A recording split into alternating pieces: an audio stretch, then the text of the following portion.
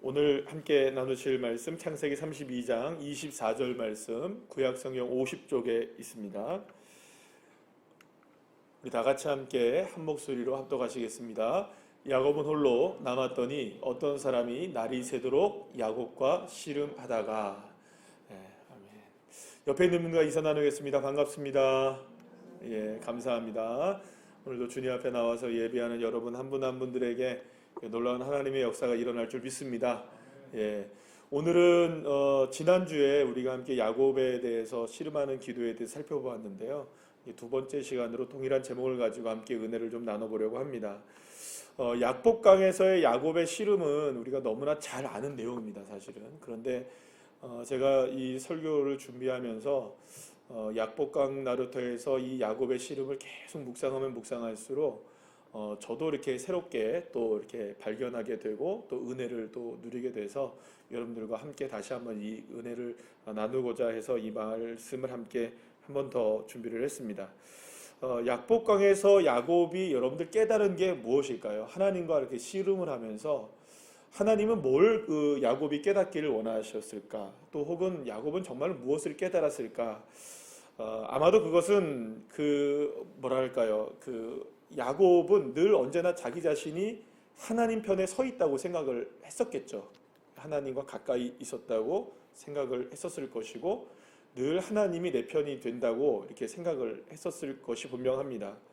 그런데 이 약복강 나루터에서의 하나님과의 씨름을 통해서 야곱이 발견하게 된 건 뭐냐면 야곱의 실상을 발견하게 된 거죠. 자기 자신의 모습. 그건 뭐냐면 지금까지 자기가 자기의 편에 서 있었다는 것이죠. 다시 말하면 이게 무슨 말이냐면 하나님께 자신을 맡기기 위해서 하나님 편에 서 있었던 것이라고 자기는 생각했지만 사실은 자신을 위하여서 하나님을 자기의 편으로 끌어들이는, 그러니까 이 무슨 말이냐면 결국에는 하나님을 자기를 위하여서 하나님을 어떻게 한 겁니까?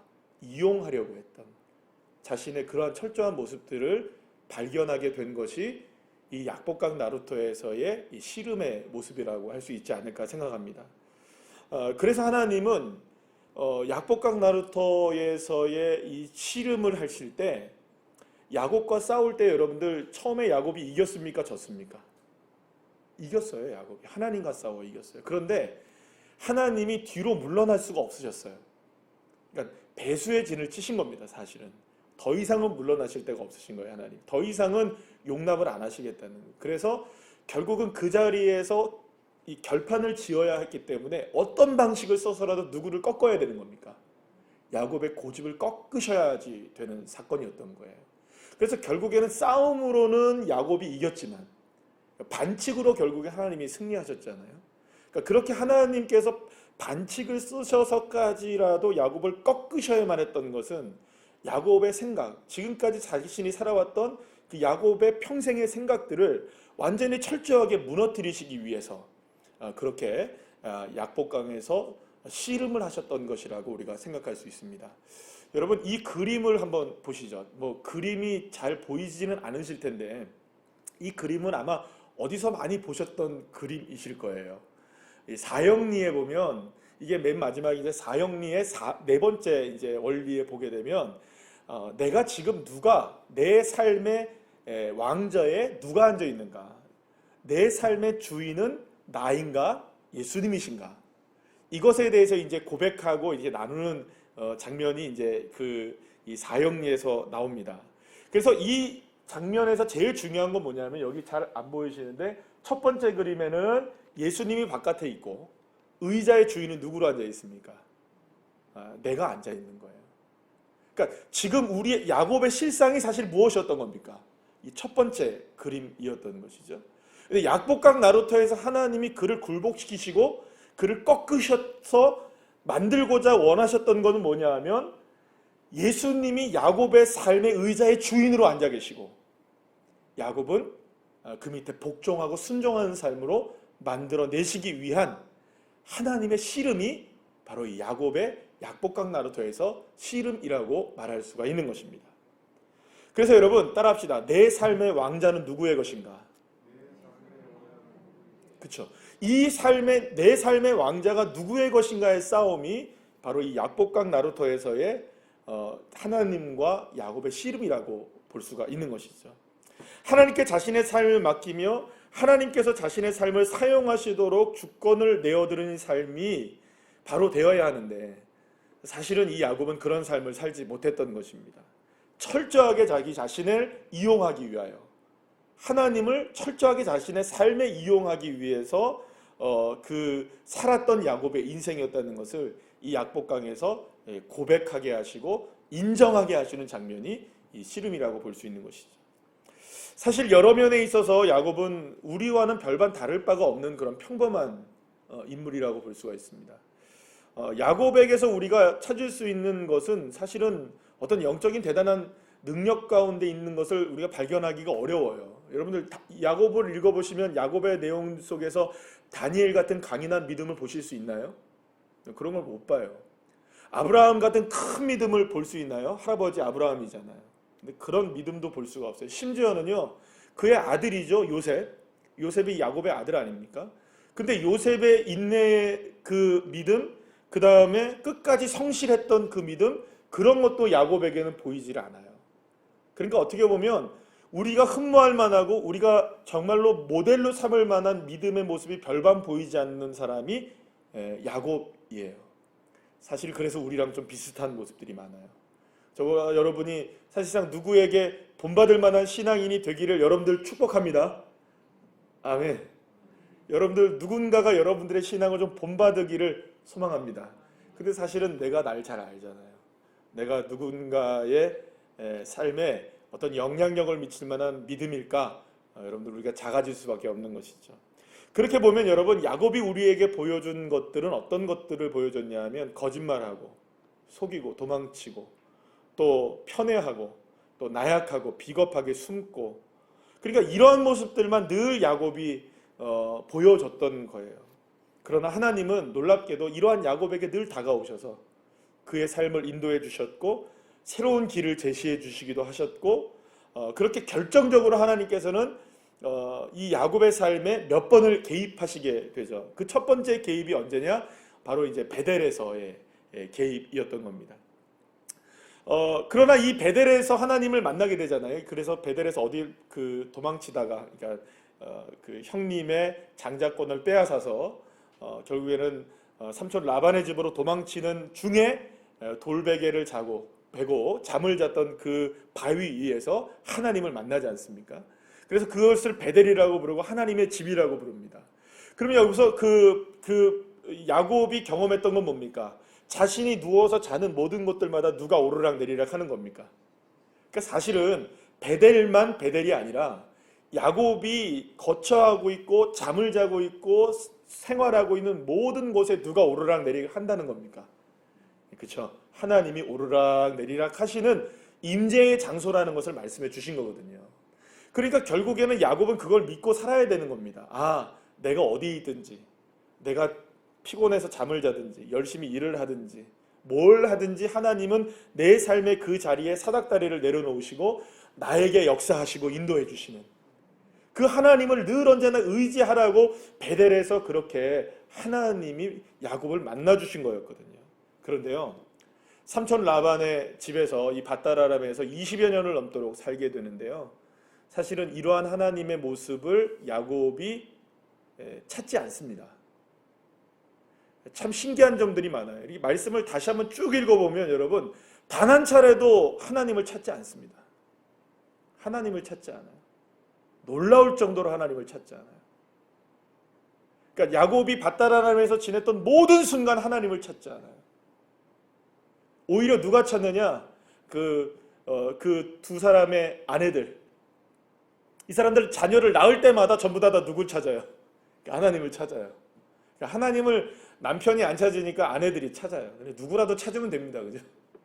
어떻게 보면 누구라도 찾으면 반드시 은혜는 있습니다. 그래서 여러분들 어찌 보면 이거는 뭐 좀 다른 얘기일 수도 있겠지만, 여러분들의 가정 가운데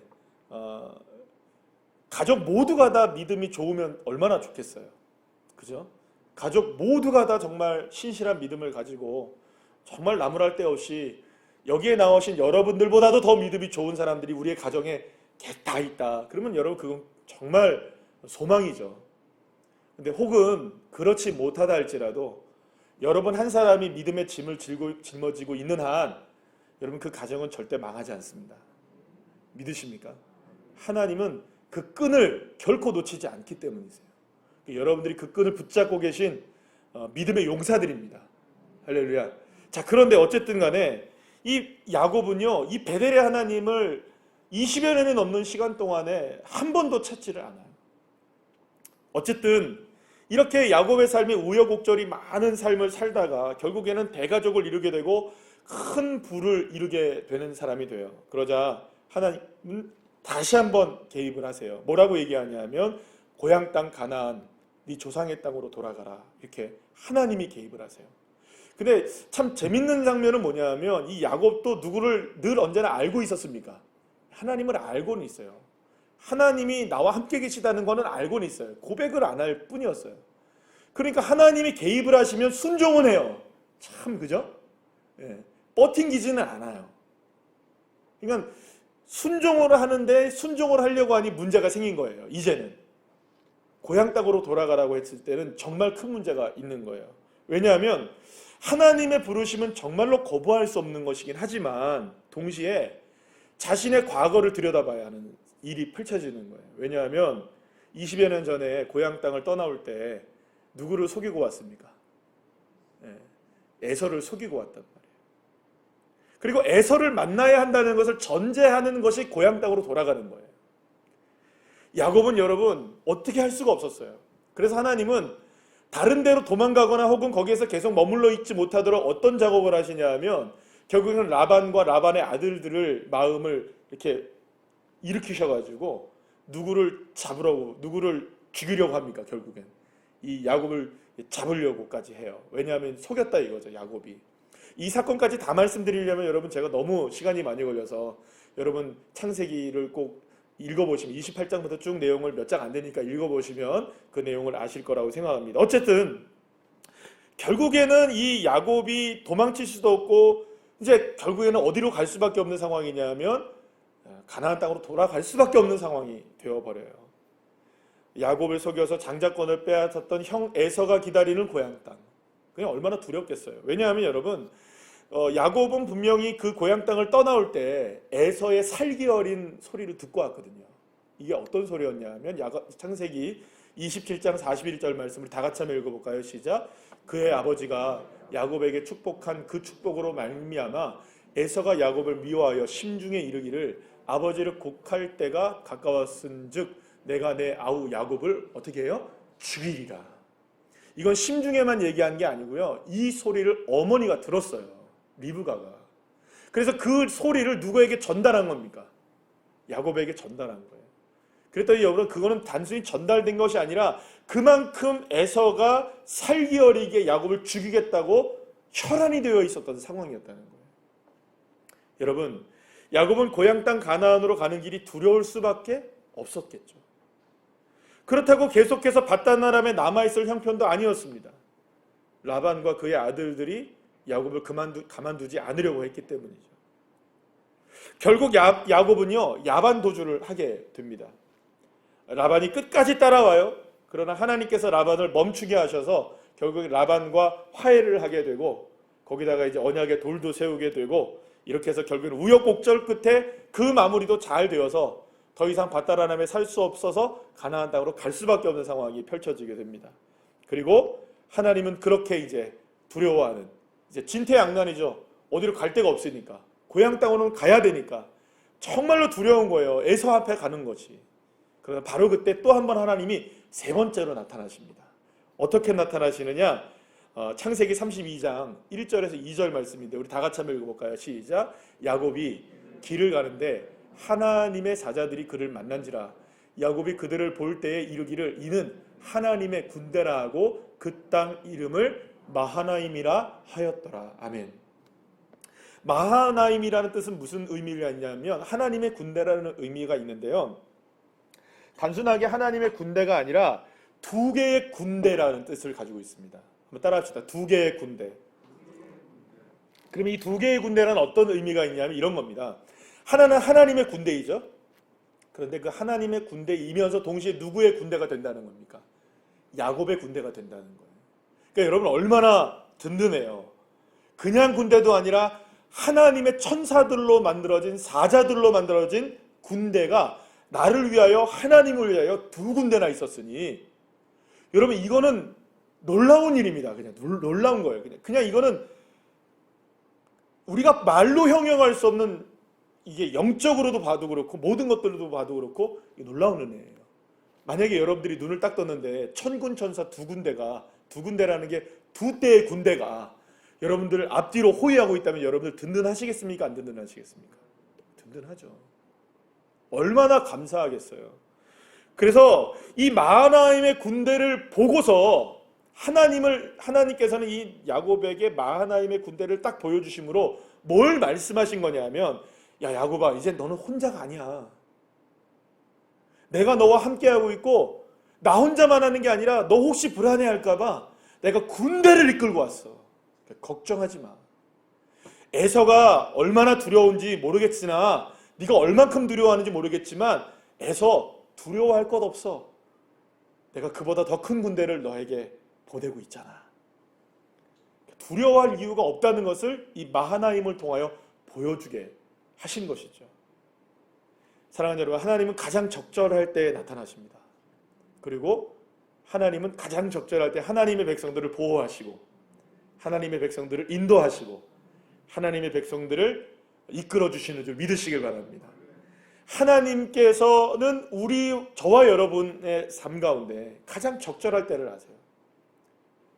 더 늦지도 않고 더 이르지도 않고 더 많지도 않기도 하고 적지도 않게 하시는, 그러니까 하나님은 정확하게 하나님의 때마다 우리의 인생의 굴곡지는 그 순간순간마다, 길목들마다 하나님의 도우심이 필요한 그때마다 주님은 정확하게 저와 여러분의 삶을 지도하시고 계시고 보호하시고 계시고 인도하고 계시는 줄로 여러분 믿으시길 바랍니다. 그러니 여러분, 환경과 상황이 어떻든, 그 상황이 어떤 위급한 상황이든 하나님은, 따라합시다, 내가 지나가는 삶의 길목에 나와 함께 하신다. 믿으십니까? 절대 실망시키지 아니하시나. 히브리서 13장 5절 말씀, 이런 말씀이 있습니다. 다 같이 시작. 그가 친히 말씀하시기를 내가 결코 너희를 버리지 아니하고 너희를 떠나지 아니하리라 하셨느니라. 할렐루야. 사랑하는 여러분, 야곱이 얼마나 든든했겠어요. 얼마나 여러분 감사했겠습니까? 사실 야곱이 하나님께 한 것은 거의 없었어요, 여러분. 하나님은 야곱을 위해서 철저하게 준비하시고 철저하게 그를 인도해 가셨지만 사실은 야곱이 하나님께 한 거는 별로 없었단 말이에요. 그럼에도 불구하고 하나님은 야곱에게 든든한 군대를 허락해 주시고 하나님이 함께 하신다는 사실을 분명히 보여주셨던 것이죠. 자, 그런데 바로 그 순간 마치 야곱을 시험이라도 하듯 먼저 상황을 살펴보려고 떠났던 야곱의 사환 하나가 도착을 해서 청천벽력 같은 소식을 하나 전합니다. 어떤 소식을 전하느냐? 에서가 야곱을 맞이하기 위해 그냥 오는 것도 아니고 400명의 군대를 거느리고 오고 있다. 그러니까 동생을 맞이하기 위해서 400명의 군대를 거느리고 오고 있다는 것은요, 이건 뭐 동생을 환영한다는 의미가 아니에요. 선전포고입니다. 선전포고. 내가 너 가만두지 않겠어. 내가 그때는 내가 얼떨결에 내 장자권을 빼앗겼지만 이제 내 장자권을 빼앗간 너, 내 400명의 군대를 이끌고 너를 완전히 무참하게 짓밟아 버릴 거야. 여러분, 그러니까 여러분 얼마나 이 야곱의 마음에 또 한 번 이렇게 두려움이 다가왔겠어요. 자, 그런데 여러분, 예방주사라는 게 뭡니까? 문제가 생기기 전에 예방하는 거잖아요. 그러면 충분히 예방이 됐습니까? 안 됐습니까? 어떤 군대가 다가와도, 어떤 일이 다가와도 누가 함께 계십니까? 마하나임, 하나님의 군대. 그러면 이걸 봤으면 400명의 군대가 온다 할지라도 아이고 겨우 400명 이래야죠. 아닙니까 여러분? 그런데 이 야곱은요, 400명의 군대 그것 때문에 안절부절하지 못하더니 재빠르게 계획을 짜기 시작합니다. 여러분 야곱이 굉장히 머리가 좋거든요. 머리가 좋은 것보다 여러분 짠머리가 좋아요. 짠머리가. 예. 굉장히 잔머리가 잘 돌아가요. 순간적으로 머리가 돌아가는 건 대단해요, 여러분. 근데 어쨌든 간에 잔머리를 굴리기 시작하고 계획을 짜기 시작하는데 어떤 계획을 짜느냐? 가족과 가축을 두 떼로 나누어서 한 떼를 먼저 보내게 하고 뒤이어서 한 떼를 보내게 해요. 그리고 자기는 남아있다가 맨 마지막에 가겠다는 거예요. 한 떼를 치면 만약 에서가 400명의 군대를 이끌고 와서 한 떼를 치면 그 나머지 한 떼를 빨리 데리고 와서 도망가겠다는 심산이었어요. 어떻게든 누구는 살겠다는 겁니까? 자기는 살겠다는 거예요. 그래서 살아가는 가족들을 먼저 다 보내게 되죠. 그리고 나서요, 이 야곱이 어떻게 하냐면요, 이렇게 계획을 다 실행을 해요. 이렇게 다 떼로 나누고 다 떠나 보낸 다음에 그 다음에 하나님 앞에 무릎을 꿇고 기도를 해요. 사실은 이게 야곱의 연속적인 문제 가운데 하나가 바로 이런 부분이었던 거예요. 오늘 좀 말씀드리고 싶은 게 바로 이런 부분인데요. 야곱은 늘 계획을 짜고 실행을 다 한 이후에야 하나님을 찾아요. 마하나임에 하나님의 군대가 함께 하고 있었다는 것을 알았지만, 그러면 먼저 하나님 어떻게 해야 될까요? 형님이 저렇게 군대 400명을 이끌고 온다는데 마하나임의 군대 괜찮을까요? 하나님 앞에 한마디 상의를 먼저 할 수 있는 거 아니겠어요? 그런데 하나님 나와 함께 계신다는 거 갑자기 잊어버리고 자기 나름대로의 계획을 쫙 세운 다음에 하나님께 기도를 하는 거예요. 여러분 이 말은 무슨 말입니까? 결국에는 하나님께서 야곱 내가 하는 일을 좀 지지해 주시고 좀 도와주시고 이끌어 주시고 내 계획대로 잘 될 수 있도록 주님 좀 도와주세요. 이렇게 지금 이야기하는 것과 별반 다름이 없는 것 아니겠습니까? 만약 야곱이 철저하게 먼저 하나님 앞에 기도하고 하나님의 도우심을 먼저 바라고 하나님께서 자신의 삶을 인도하시고 자신의 가족들과 자신의 재물들을 하나님 지켜주실 것을 믿습니다. 먼저 기도했다면 여러분 생각해 봅시다. 하나님께서 굳이 약복강에서 자고 있었던 이 야곱에게 나타나셔서 하나님이 씨름하실 이유가 있었을까요? 없었을까요? 당연히 없었겠죠. 하나님 앞에 물어봤으면 하나님이 어떻게 하시겠습니까? 걱정하지 마라. 야곱아, 네가 두려워할 일이 아니다. 에서를 두려워하지 마라. 내가 너와 함께한다. 믿어라. 예, 하나님 믿겠습니다. 그리고 만나면 그냥 무슨 장면은 없어지는 겁니까? 이 약복강에서의 씨름 장면은 싹 없어지는 장면이 되는 거예요. 그리고 하나님께서 그 믿음을 보시고 뭐라고 이야기해 주시는 겁니까? 이제 네 이름을 야곱이라 하였다마는 네가 이제 이스라엘이 되리라.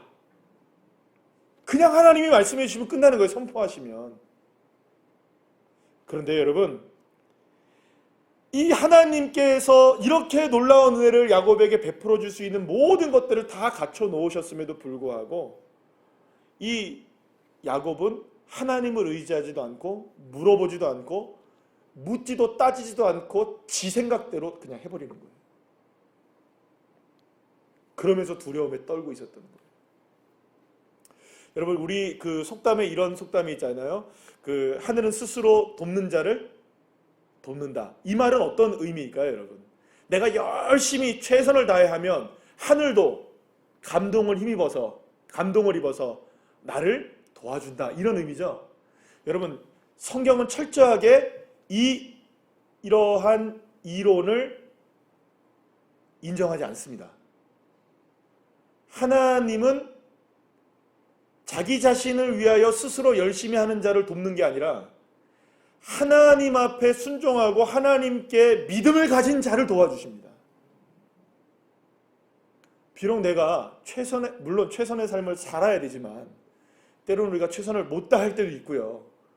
어영부영 시간을 지낼 때도 있고 부족하고 연약할 때 있습니다. 그러나 하나님은 살아계십니다. 그리고 하나님을 끝까지 의지하고 포기하지 않는 그 사람 주님이 사랑하시는 줄로 믿으시길 바랍니다. 그러니까 여러분, 하나님은 스스로 의지하는 자가 아니라 하나님을 의지하는 자를 도와주세요. 그런데 이 야곱은 자기가 온전히 다 계획을 짠 다음에, 실행에 옮긴 다음에 기도를 해요. 순서가 뒤바뀐 거죠. 기도가 먼저여야 했고 하나님의 도우심을 바라보는 게 먼저여야 했지만 먼저 할 것을 하지 않고 자기가 다 해놓은 다음에 마치 하나님 앞에 책임지라는 식으로. 그러면 여러분, 야곱이 뭐라고 기도했는지 한번 볼까요? 시작. 야곱이 또 이르되 내 조부 아브라함의 하나님, 내 아버지 이삭의 하나님 여호와여, 주께서 전에 내게 명하시기를 내 고향 내 족속에게로 돌아가라. 내가 내게 은혜를 베풀리라 하셨나이다. 나는 주께서 주의 종에게 베푸신 모든 은총과 모든 진실하심을 조금도 감당할 수 없사오나 내가 내 지팡이만 가지고 이 요단을 건넜더니 지금은 2때나 이루었나이다. 내가 주께 간구하오니 내 형의 손에서 에서의 손에서 나를 건져내시옵소서. 내가 그를 두려워함은 그가 와서 나와 내 처자들을 칠까 겁이 나기 때문이니이다. 여러분, 이 기도가 그렇게 문제가 있는 것 같지는 않으시죠? 왜냐하면 정말 기도를 잘했어요. 왜냐하면 하나님도 인정했고 자기의 무익함도 인정했고 자기의 부족함도 인정했고 모든 걸 다 인정을 했어요. 그런데 이 문제가 심각한 기도입니다. 왜냐하면요, 창세기 25장부터 시작해서 야곱이 인생이 이제 나오거든요. 나오는데 실제로 야곱의 인생 가운데 기도의 형태를 가지고 있는 기도가 이번이 처음이에요. 그러니까 25장부터 시작해서 32장까지 올 때까지 기도가 딱 한 번밖에 없었어요. 아니, 분명히 여러분들 기도한 거 기억나시죠? 베델 땅에서도 기도했잖아요. 근데 기도가 아니라 그건 정확히 뭐라고 되어 있냐면 서원이라고 되어 있습니다. 한번 보실까요? 창세기 28장 20절부터인데요. 시작. 야곱이 서원하여 이르되 하나님이 나와 함께 계셔서 내가 가는 이 길에서 나를 지키시고 먹을 떡과 입을 옷을 주셔 내가 평안히 아버지 집으로 돌아가게 하시오면 여호와께서 나의 하나님이 되실 것이요 내가 기둥으로 세운 이 돌이 하나님의 집이 될 것이요 하나님께서 내게 주신 모든 것에서 10분의 1을 내가 반드시 하나님께 드리겠나이다 하였더라. 여러분, 분명히 이 성경은 뭐라고 얘기하고 있냐면 기도라고 얘기하지 않고 서원했다고 얘기합니다. 자, 그런데 이 서원도 잘 읽어보면 얼마나 자기중심적인지 몰라요. 자, 사실 조건부 서원이에요, 여러분. 어떤 조건부입니까? 잘 되면 11조 하겠습니다, 이거예요. 잘 안 되면 안 하는 줄 아이소. 잘 안 되면 안 합니다. 잘 돼야 합니다. 그러니까 하나님 11조 받으시기 원하시면 나 잘 되게 하셔야 됩니다. 이런 의미로 서원했던 거예요. 이게 서원일까요? 아니면 하나님께 겁박하고 있는 걸까요? 하나님 지금 겁주고 있는 거죠. 야곱이. 바다나람에서 여러분 20년 동안 제가 방금 아까 전에 말씀드린 대로 성경을 읽어보면 야곱이 기도했다는 장면이 안 나와요. 그만큼 야곱은 하나님을 의지하지 않았어요. 제가 왜 기도를 안 했다고 이야기를 하냐면 물론 기도를 하나하나 다 안 했다고 이야기할 수는 없겠지만 기록된 게 없으니까요, 여러분. 그런데 이걸 유추할 수 있는 한 가지 사건이 있어요. 어떤 사건이냐면 라반이 뭐라고 얘기를 하냐면 이렇게 야곱을 불러놓고 이야기를 합니다. 야, 야곱아, 너가 믿는 그 하나님으로 인하여서 우리가 이렇게 큰 복을 받았다. 우리가 이렇게 풍성하게 된 것은 네 하나님이 너를 도와주셨기, 네 하나님이 너를 통해서 우리에게 복을 주신 것이다. 누가 고백을 하냐면 라반이 고백을 해요. 그런데요, 그 이야기 딱 들으면 여러분 같으면 뭐라고 이야기를 하셔야겠어요? 그러면 당연하죠. 하나님의 은혜입니다. 나를 통해서 역사하신 하나님께서 하신 것이고, 그러니까 이 모든 일이 하나님께서 하신 일이니 이제 삼촌도 정신 차리시고 내 밀린 월급도 주시고 이렇게 좀 잘해주시면 안 되겠습니까? 이렇게 얘기하면 되잖아요. 그런데 야곱이 그 이야기를 들었음에도 불구하고 단 한마디 말 중에 하자에 하나님 하자에 하나님 하자도 안 나와요, 여러분. 하자 한 단어도 안 나와요. 뭐라고 얘기하냐면, 그렇죠. 이제부터 그러니까 이 일들이 다 누구 때문인 줄 아시겠죠? 내가 이렇게 열심히 해서 된 겁니다. 나에게 그러니까 열심히 한 이 모든 일에 분깃을 내가 주셔야 되는데, 그 분깃을 줘야 되는데 이렇게 해서 얼룩진 것과 아롱진 것 중에 얼룩진 것을 나한테 다 주십시오. 이렇게 하는 겁니다. 그러고 나서 뭐 하는 줄 아십니까? 가서 나뭇잎들 다, 나무 가지들 이렇게 몇 가지 나뭇잎들 해가지고 나무 껍질 다 벗겨놓고, 흰색 있잖아요, 흰색. 나무 안에 있는 그 껍질을 벗겨낸 흰색을 옆에다가 또랑에다가 이제 개굴가에다 이렇게 딱 넣어놔요. 그러면 자기네 양들이 와서 그 물을 먹여요. 그러면 그게 아롱진 것이 나오게 된다는 거예요. 말도 안 되죠, 여러분? 여러분, 그 검정 양들이 있는데, 아니 흰색 양이든 검정 양이든 어떤 양들이 있는데, 물 먹으면 여러분 이게 얼룩진 양이 됩니까? 그럼 우리한테 말이 안 되는 일이죠, 여러분. 그러니까 사실은 말이 안 되는 걸 계획을 잡고도 자기가 했다고 생각하고 자기가 이게 부를 누리게 돼요. 제가 말씀드리려고 하는 건 뭐냐면, 야곱은 언제나 자신의 일을 먼저 저지르고 나고 수습은 하나님이 하시고 영광은 자기가 받아요. 패턴이 그랬어요. 일은 누가 저지릅니까? 자기가 저지르고, 수습은 하나님이 하시고, 잘 되게 하는 건 영광은 다 누가 받아요? 자기가 받았단 말이에요. 기도는 했어요. 그런데 여러분, 기도는 해놓고도 열심은 누가 더 열심히 하고 있는 겁니까? 너희는 가만히 있어 주가 하나님 됨 알지어다. 하나님의 하나님 되심을 알려면 우리는 가만히 있어야 되거든요. 그런데 하나님은 좀 잠자코 계시고, 내가 일할 테니 좀 그냥 나중에 좀 도와주세요. 그리고 자신의 열정으로 모든 계획들을 다 수립하는 거예요. 그리고 기도한 것이었단 말이죠. 그리고 야곱강에 남은 거예요. 그때 하나님께서 야곱의 삶을 송두리째 바꿔놓는 진짜 일생일대의 사건, 바로 하나님과의 씨름이 드러나게 된 것이죠. 하나님은 많아임으로 충분하셨기를 기대했을 겁니다. 그러나 야곱은 그렇지 않았던 거예요. 하나님이 직접 야곱과 씨름을 해도 좀처럼 야곱은 넘어지지 않을 정도로 강인했던 겁니다. 훗날에 여러분, 다윗이 시편을 통해서 뭐라고 고백하는 한 장면이 있냐면 이런 고백을 합니다. 시편 18편 26절인데요. 시작. 깨끗한 자에게는 주의 깨끗하심을 보이시며 사악한 자에게는 주의 거스르심을 보이시니라.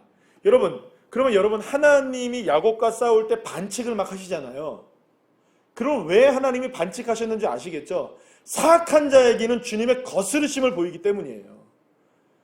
깨끗한 자에게는, 정직한 자에게는 하나님도 깨끗하고 정직하게 다가오시지만 사특하고 사악한 자에게는 주의 거스름으로 다가오시는 거예요. 야곱이 그랬다는 겁니다. 심지어 하나님은 비겁하게 반칙까지 해서 허벅지 관절까지 깨트리십니다. 야곱에. 그러고 나서 이 씨름이 다 끝난 다음에 끝에 이르러 하나님은 야곱에게 뭐라고 물어보느냐? 네 이름이 뭐냐? 이렇게 물어요. 여러분, 하나님이 이름 몰라서 이름 물어보셨을까요? 아니죠. 고백하라는 겁니다. 네 이름 뭐냐? 야곱입니다. 고백해야 되는 거예요. 야곱이 뭡니까? 속이는 자, 발꿈치를 잡는 자. 내 인생을 속이며 살았던 사람입니다. 내 인생은 늘 언제나 뒷꽁무니만 따랐다는 인생입니다. 하나님을 바라보지 못하고 내 인생 내 마음대로 살았던 인생입니다. 내 인생 야곱입니다. 고백하라는 것이었어요.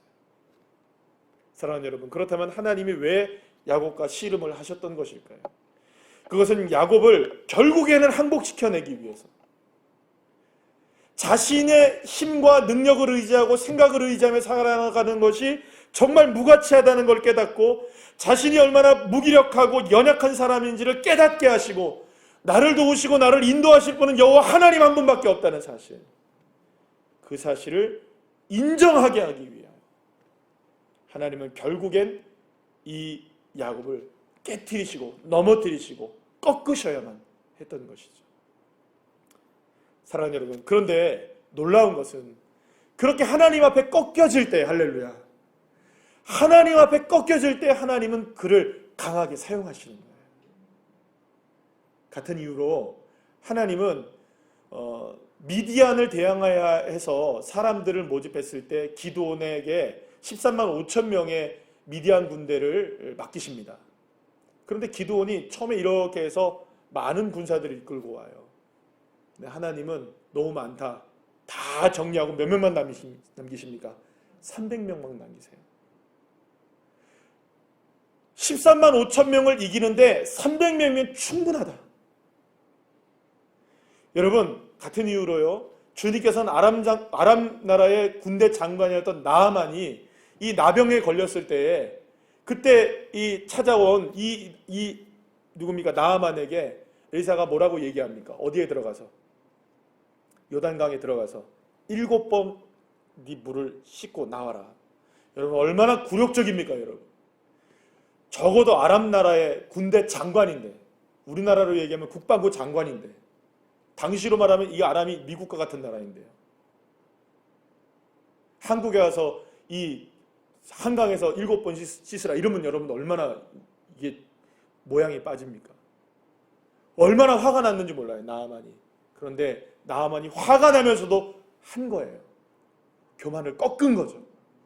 그때 하나님은 그의 나병을 깨끗하게 치료해 주신 줄로 믿으시길 바랍니다. 여러분, 같은 이유로 하나님은 양치기인 다윗을 부르셔서 골리앗을 넘어뜨리시는 거예요. 또 같은 이유로 어부였던 베드로를 사람 낚는 어부로 사용하시고, 할렐루야, 같은 이유로 저와 여러분과 같이 부족하고 연약한 사람들을 택하셔서 강한 자들을 없게 만드시는 하나님. 그래서 여러분, 고린도 후서 12장 9절 말씀에서 이렇게 바울이 고백합니다. 시작. 나에게 이르시기를 내 은혜가 내게 족하도다. 이는 내 능력이 약한 데서 온전하여 짐이라 하신지라. 그러므로 도리어 크게 기뻐함으로 나의 여러 약한 것들에 대하여 자랑하리니 이는 그리스도의 능력이 내게 머물게 하려 함이라. 할렐루야. 사랑하는 여러분, 어쩌면 지금 우리에게 이러한 일이 일어나고 있는지도 모릅니다.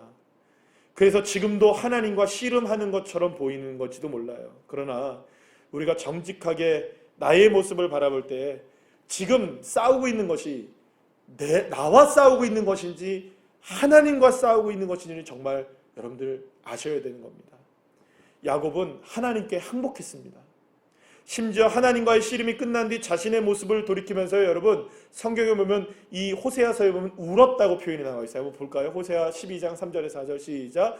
야곱은 모태에서 그의 형의 발꿈치를 잡았고 또 힘으로는 하나님과 겨루되 천사와 겨루어 이기고 울며 그에게 간구하였으며 하나님은 베델에서 그를 만나셨고 거기에서 우리에게 말씀하셨나니. 이렇게 얘기합니다.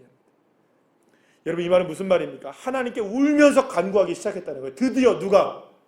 야곱이. 하나님은 야곱을 꺾으셨어요. 꺾여지자 야곱이 울기 시작했어요. 하나님 감사합니다 고백이 나오기 시작했다는 거예요. 다리를 절 수밖에 없었지만 그 순간만큼 기쁘고 감사할 때가 없었던 것이었어요. 하나님이 이기고 야곱은 졌지만 사실 여러분 너무나 당연한 거 아니에요, 여러분? 여러분, 하나님이 이기셔야 합니까? 우리가 이겨야 합니까? 당연히 하나님이 이기시는 게 정상인데 하나님이 이긴 것이 왜 이렇게 여러분 이슈가 되고 뉴스가 될 수밖에 없는가? 사실 우리의 모습도 마찬가지이기 때문에 오늘 이 시간 우리가 봐야 될 것, 나의 모습은 뭘까요? 여러분, 하나님 이기려고 하지 마시고 하나님께는 그냥 지는 것입니다. 져야 그 약함을 통해 주님의 강한 능력이 내 능력이 되어지고 주님의 힘이 나의 힘이 되어지는 것이죠. 사랑하는 여러분, 오늘 이 시간 우리가 기도해야 하는 이유는 그렇다면 무엇일까요? 무엇을 가지고 오늘 우리는 씨름하며 기도해야 할까요? 고집스럽게 앞세우는 나의 생각, 나의 뜻을 꺾기 위함이 아니었겠습니까? 혹은 하나님의 군대로도 만족하지 못하는 우리의 불신앙도 꺾어야 되는 것이 아닐까요? 가장 중요한 것은 나는 죽고 예수님으로 살아야 하는데 여전히 예수님은 죽고 나는 살고 있는 이 모습이 꺾여져야 되는 게 아니겠습니까? 중요한 것은 하나님은 다 알고 계십니다. 우리 다 알고 계십니다. 우리에게 어떤 보호가 필요한지, 어떤 인도함이 필요한지 정확하게 하나님은 알고 계십니다. 그리고 하나님은 마하나임의 하나님으로 오늘 이 밤에 우리에게 이미 다가오셨습니다. 그러니 우리의 계획을 주님의 손 아래 올려드리시고 주님의 멍에를 우리의 짐들이 우리의 삶의 모든 짐들이 주님의 멍에 위에 올려질 수 있도록 이 멍에라는 게 핸들 아닙니까? 이게 움직이는 거잖아요. 결국에는 이렇게 잡아놓고 누가 움직이시는 겁니까? 주님이 운전을 하셔야죠. 사랑하는 여러분, 하나님의 손에 맡기면 하나님이 일하십니다. 오늘 이 밤에 그런 믿음을 가지고 하나님께 철저히 하나님 앞에 모든 걸 맡기고 주님, 내가 이런 계획이 있어도 이 주님의 뜻대로 되어야 합니다. 주님, 주님의 뜻대로 되기를 원합니다. 그리고 이것이 주님이 하셨다는 것을 고백하고 간증하게 하여 주시옵소서. 오늘 이 밤에 함께 그렇게 기도하는 저와 여러분 되시길 간절히 축원합니다.